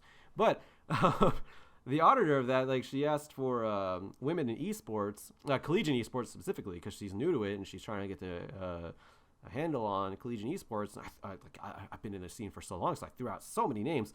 One of them being Carmen, who isn't collegiate anymore, but I believe she founded and managed the UBC team and the esports club up there.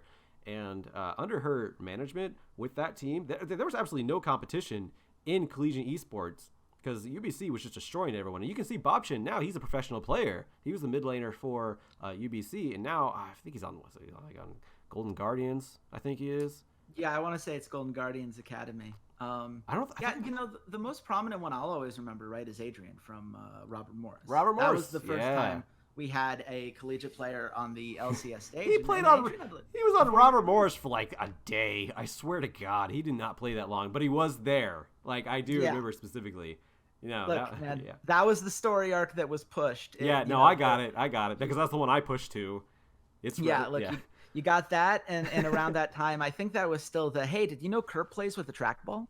Those were the two that I most remember, I think. That was from Maybe Millennium. I'm slightly off on the timing there. Millennium, the team Millennium was the trackball dude, right? Yeah, I remember that. Absolutely, yeah. I had to work on a project putting together some gaming terms and things for something we're doing internally, and I really wanted to include the word trackball in there just for that meme alone. No. But no one else was going to get it. That was a joke exclusively for me and Walter, and no one else. No one since then, or probably ever will ever use a trackball again. And I say that now. They'll probably come out with some new technological trackball thing that's awesome, and I'm just going to eat my words, but whatever. See, that's the secret behind this new Microsoft Cloud9 partnership, right? They say it's all about analytics and figuring out what the next game will be, and it's going to all be trackballs all the way down. That's the whole Cloud9 logo. The whole, like, the swirly clouds, that is the trackball in motion floating on a hover thing which probably could be invented at this point in life. I get you. Fascinating technology, and I'm here for it. But that's the most magical thing you said on this podcast, by the way. I just want to be on the record. He would very much approve of the joke you just made. Magical and I do click quite well whenever we're like talking. We just don't get a chance to talk very much. But yeah, Collegiate. Um, yeah, storylines. I don't even know where I was going with that at this point. I'm just rambling at that right now. No, I mean it's certainly like I think you've pointed to a lot of the teams that have been able to make at least some impact and really get some name recognition there. Oh, that's where we're going. Yeah, amateur teams. Right. Yeah, it's just it's this hard. It's a very hard balance, and I don't really know what Riot can do about it without really like trying to be revolutionary in terms of how they handle some of this stuff. Because I mean, fact of the matter is, right? You're eligible to be a professional player at 17. If you go to school for 4 years, which is theoretically, right, if you're going to university, almost anywhere you're going right now, you're not going on a League of Legends scholarship. It's not something that I think has proven to be successful because there's not really a draft, right? There's no direct way in which after 4 years you're going to be pushed into it. The average level of play is not necessarily consistent across all these teams. Collegiate is pretty much a scouting ground at this point. It's not like you said, there's no draft yet, but it is a large scouting ground, and I actually considered it more of the semi-amateur scene.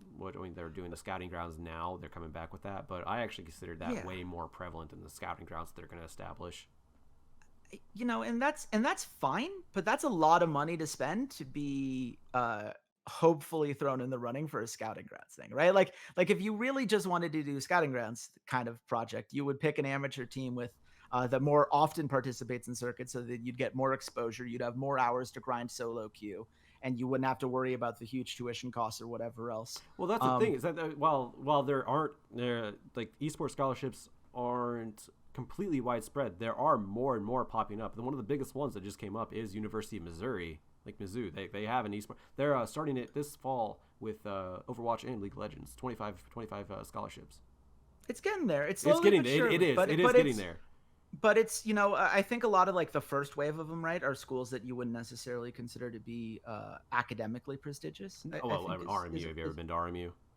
Right. It's not big. It's small. Which is fine. There's nothing wrong with a school like that, right? But if you are, if you are the kind of person where it's like, I might want to play League of Legends professionally, but there are only 50 starting spots in the LCS. Go to Academy, that's another 50, so 100 people. There's no draft. There's no clear system through which I'm going to be funneled through. You probably want to go to a school in which you think you're going to be setting yourself up for the best in a long-term life plan. And if it just so happens that League of Legends works out, that's fine. But that means that it's very hard to convince people that, if you're someone who thinks you can really make it, right? If you believe that you are the next big phenom talent, committing to a university in the long run, it's kind of hard for me to see that is the most effective and efficient path right now. That will change as more big people get involved, but there's only so many truly top tier players that are around at any given time, right? And that would be college age. You look at the North American servers, and there just aren't as many players as there are in, say, Europe, right? European Masters works out really well because there's just a ton of players, which means that there are more players at that higher percentage because the top 1% is just a higher volume of people. So you can sustain more leagues. You can sustain all this regional stuff. It's very hard to sustain a healthy collegiate system and a healthy amateur system and have the academy and LCS and try to have it all done by the same one company, which is what happened until this latest news about FACEIT, which is why I think it's been such a hard time for Riot to be able to pull it off. I do think that bringing in FACEIT is great, and I think that the way they're going to handle the amateur stuff is great. They're working with Player One Esports, Upsurge Esports, Darkstar Gaming, Paleo Gaming. Which, bless them, they've been working for that for a long time. Yeah, absolutely. And they've, they're some of the better independent tournament organizers out there for that level. They've done some great stuff. I know friends who have coached teams that have participated in those events. And I think that this is a much better plan than anything we've had before this. I think that it's a great opportunity to get much more structured play and many more opportunities to really put yourself out there in a system that has a clear reputation in which people are going to know, like, oh, this is a league run by a company that I recognize, that inspires a certain quality of player, that we know if they win this event, we know how that stands compared to, some other amateur event. Because before, if you didn't, like, you would have to be paying a ton of attention in an industry that did not have all this information very clearly and readily available to you. If you wanted to know which of these kind of tier 3 leagues were the best and worst in terms of just overall quality of play and their formats and how all this stuff, it was just very obtuse for people who are outsiders. It was hard to really get a handle on exactly what all this meant. Now we're going to know what it means. We're going to have that kind of centralized system for it. And I think that for amateur players, it's going to be great. I don't know how Collegiate League of Legends is going to deal with the fact that one, the amateur system for the players who are the very best players is just clearly going to be the better option, because your market value is a lot easier to argue when you're available to play 24/7 and can fly out to go talk to teams or do whatever it is you need to do, than it is if you're having to study and go to classes and do all the other life things. And I also just feel like they're just the player depth question is going to be a fascinating one to see people try to deal with, because there's only so many masters level players to go around. Not all of them are going to be college age. Not all of them are going to be interested in going to college. Not all of them are going to necessarily be centralized at the same schools. So if you spread it out over, obviously the NCAA is not involved, thank goodness. But if the NCAA were to get involved in collegiate esports, you're looking at 120 something colleges, right? That's, over 600 players at that level of play. How do you spread that content out? And that doesn't include the Robert Morrises and some of the schools that aren't considered Division I schools and whatnot. It's hard. It is a hard thing to do in a decentralized way with no clear system in place that forces players to do it. I think if you really wanted to get collegiate to be the primary thing, you'd have to institute some sort of draft format where players had to play for at least a year at the collegiate level, the way that we do for, say, the NBA. But I think that kind of thing is just still a decade away. It is far away, and the main reason why it's far away is because Riot has outright stated that they don't want their goal is not for Collegiate to be a road to higher level League of Legends play, say amateur play or professional play. I mean, obviously, again, Collegiate is used as scouting grounds, but that's not the intention. So right now, what Riot is trying to do, and since the NCAA has essentially said, esports is not on the table right now. Let's come back to it another time.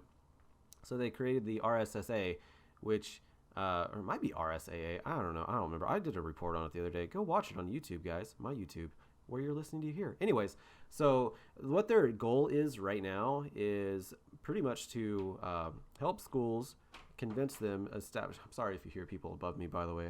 I do live in an apartment.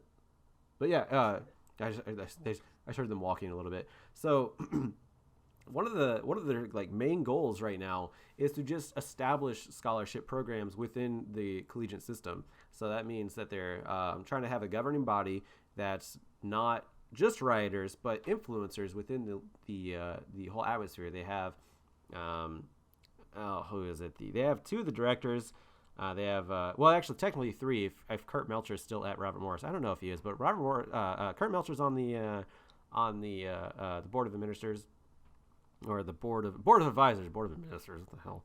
The board of advisors. There's the esport director for Utah and esport director for UC Irvine. So there's not just rioters. There's also influencers in the trying to set things up, trying to have a backing, and try to establish try to establish some sort of program within the schools in the United States. They're not all caught up with it, and they're not all going to jump onto it. But right now, that's the goal. And that way, since they have outright stated their goal is not to have it as a path from collegiate to pro or anything in between, you don't have to worry about schools having masters. Now, for competitive integrity, you want that competitiveness, and eventually, through tournaments and just through sheer skill, And that's going to happen to where the ending, the end game, where the championships in LA, yeah, more likely it's going to be masters and challengers, all that sort. But as far as students go, their goal, as far as I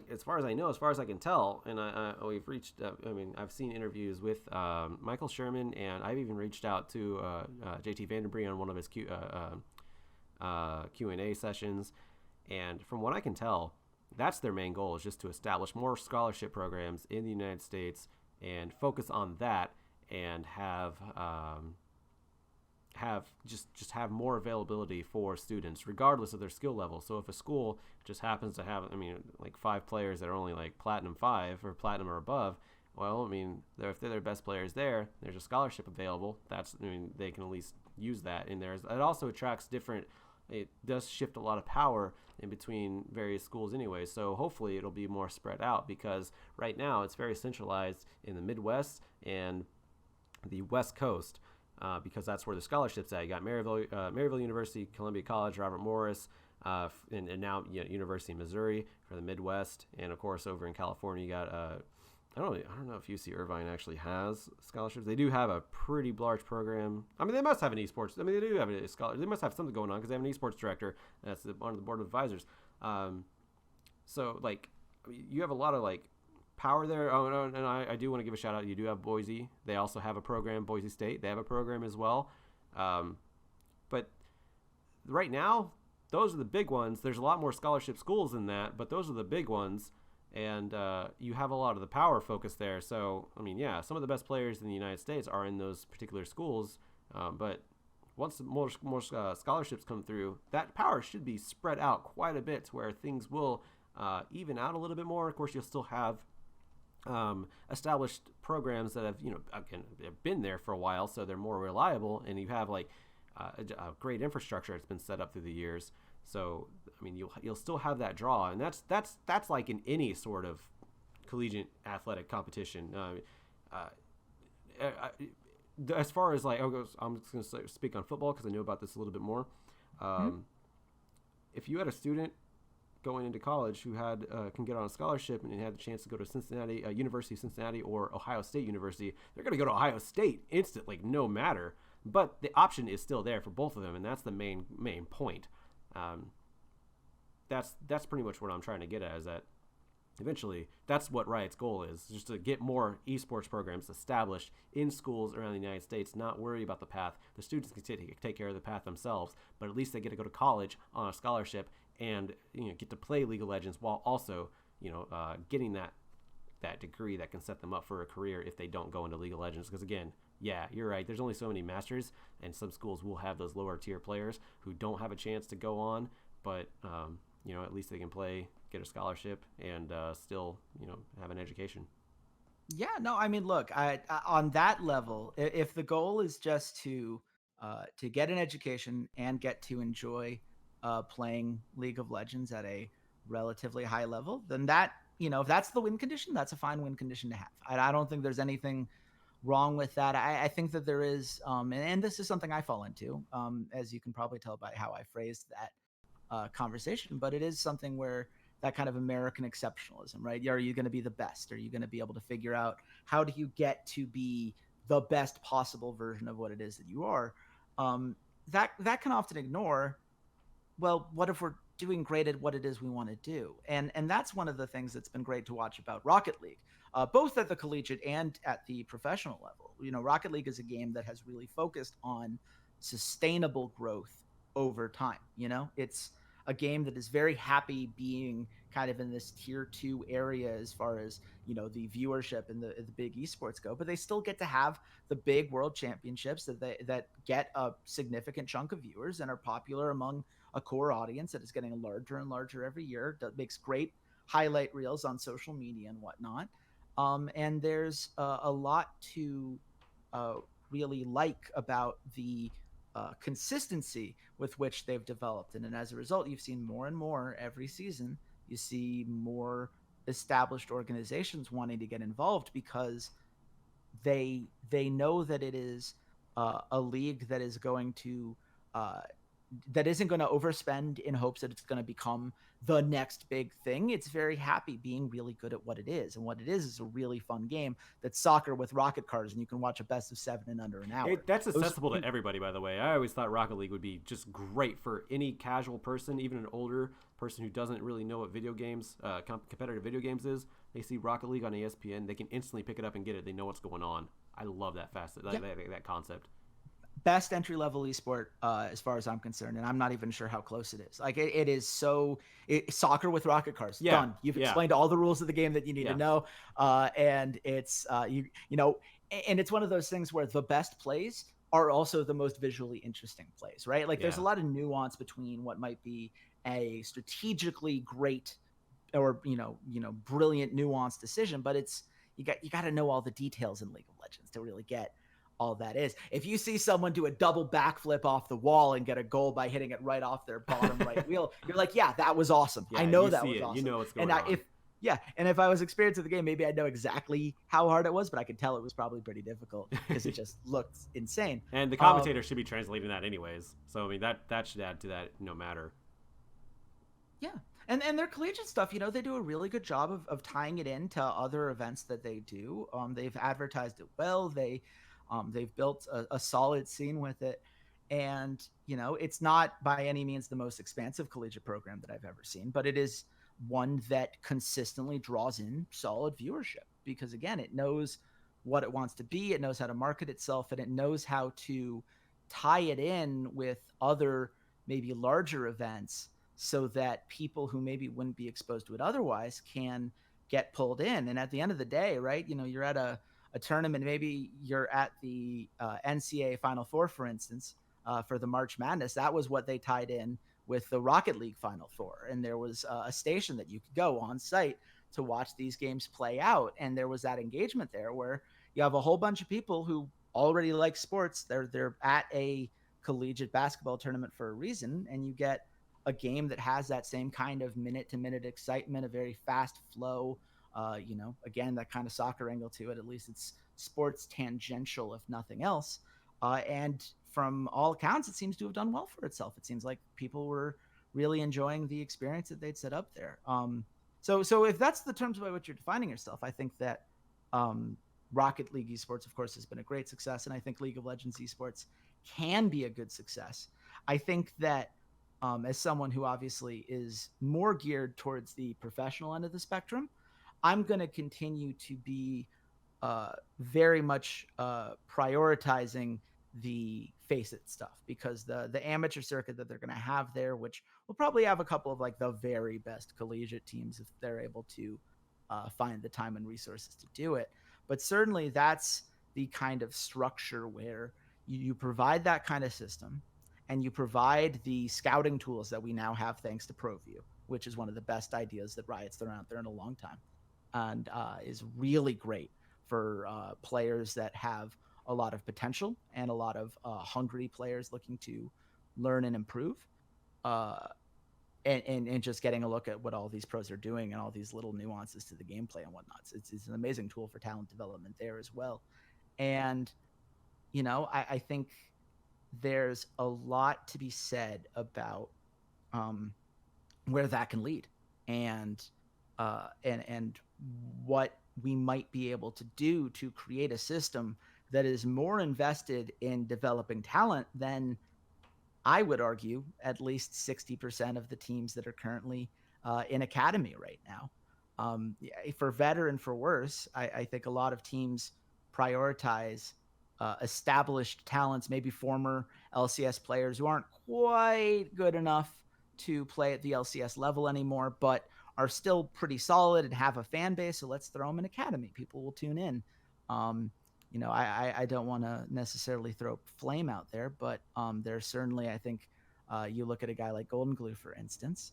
Golden Glue, not starting in the LCS. I'm not sure which mid laner you would say he should be starting over, but he's a very good player. And why not have a guy who has been around as long as he has and has a lot of talent with it on your academy team, unless you put developing talent as your top priority in academy, which is something that I think we've seen FlyQuest do for instance. They've done a very good job. A lot of collegiate players on there, or at least there were. There were two collegiate players. Well, one collegiate player in Juan, and then the coach was I think he's still a coach, Invert, which they're both from University of Toronto, which were Invert's the head coach of the main team now. He moved up from Mazel Tov Invert. He deserves it. This guy is so good. He was one of the best coaches in Collegiate when he was there, because he actually went over to China and lost in one of the tournaments, but then won the overall, I believe. It used to be on Juan's pinned tweet, but yeah, good. Oh man, talented. Yeah. I'll tell you, this is a sneak preview at an article that I haven't put out yet and is actually probably a couple weeks away. But I just interviewed Prawley at the LCS this past weekend. Ended up doing a whole bunch of different player and other interviews. And I asked him who he thought the most underrated coach in the league was. And it was Invert. And it wasn't really much of a hesitation. Nice. Just there's a lot of respect among people who know the scene. Invert is a guy who's really impressed a lot of people, and I think for very good reason. I think he's done a great job at maximizing the effectiveness of young players. I think JJ is the guy you point to immediately, right? You look at how he was able to take one split on FlyQuest Academy and then come in the summer season and become the primary shot caller of the team and get that team to the playoffs. And now they're the fourth team in North America, right behind the big three in TSM, Cloud9, and Team Liquid. Whether they repeat that this split, obviously time will tell, but there's a lot to be said for how they have gotten a lot out of players that either weren't particularly well known, weren't someone that was like a high priority prospect when other teams were scouting. Certainly not a lot of players who were already established veterans. They don't really worry about those kinds of figures for their team, and just teaching guys the skills they need to be at the LCS caliber and getting the most out of them, I think is something they've done very well. I think Optic probably deserves a little bit more credit for what they've done as well. Sabatine, the head coach there, has really emphasized the idea of the 10-man roster and kind of competing against each other and really trying to have each side of that relationship learn a lot from each other. And I think that that's paid dividends for them as well. You look at the 4-0 start they got to this split. And certainly, obviously, importing someone like Crown helps a lot, to be very clear. But I do think that the system that they've put in place and the strength of a lot of those academy guys has put them in that kind of spot. And so that's the part that's going to be really fascinating to me, is whether it be the amateur scene or whether it be collegiate. I've obviously made it clear which I think it's going to be, but in either case, what's the development going to look like? How do we translate that into long-term dividends in a way that the incentives are just not necessarily there for LCS organizations and their academy teams? Or at least there are a lot of other incentives rather than just developing talent. Both of these entities can be talent development, or it can be, I want to develop a little bit, but also make sure I'm getting an education, just in case, because, life, for the vast majority of players, is just not going to go in that direction because there just aren't a lot of spots. So I think that all of that is great to see. And I'm glad that Riot has been willing to take a step back and let people who are experts at this do it, because, Riot is good at a lot of things, but no one can do everything. That's just not what companies are built to do.